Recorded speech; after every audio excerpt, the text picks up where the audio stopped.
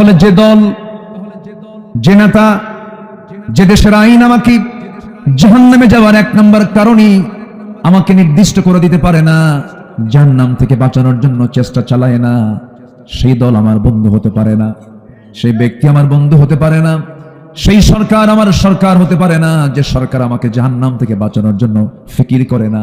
অথচ আল্লাহ রাব্বুল আলামিন কত আগে বলছেন, আল্লাহ রাব্বুল আলামিন বলেন আল্লাযীনা ইম্মাক্কান্নাহুম ফিল আরদি আকামুস সালাহ ওয়া আতাফুস যাকাতা ওয়া আমারু বিল মা'রুফি ওয়া নাহাউ আনিল মুনকার ওয়ালিল্লাহি আকিবাতুল উমুর। জোরে বলুন আল্লাহু আকবার।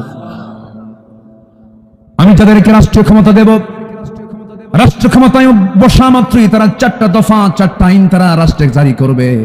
নাম্বার 1, নামাজটাকে কায়েম করে ফেলবে। আজকে যদি নামাজ কায়েম হয়ে যেত, নামাজের সংখ্যা হতো 95%, বেনামাজি হতো মাত্র 5%।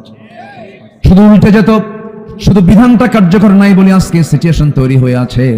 আমার বন্ধুগণ, সফল তো সেই যে বান্দা জান্নাতটা লাভ করতে পেরেছে। আমরা সফল হতে চাই না বিফল হতে চাই? সফল হতে চাই। 10টা পয়েন্ট আমি কথা বলতে চাচ্ছি, একটু কান লাগাবেন, মনোযোগ দিয়ে কথাগুলো শুনবেন। সূরা বুরুজের শেষের দিকে আল্লাহ রাব্বুল আলামিন বলেন সফল কারা? নাম্বার 1 হলো যারা ঈমান আনবে, নেক আমল করবে।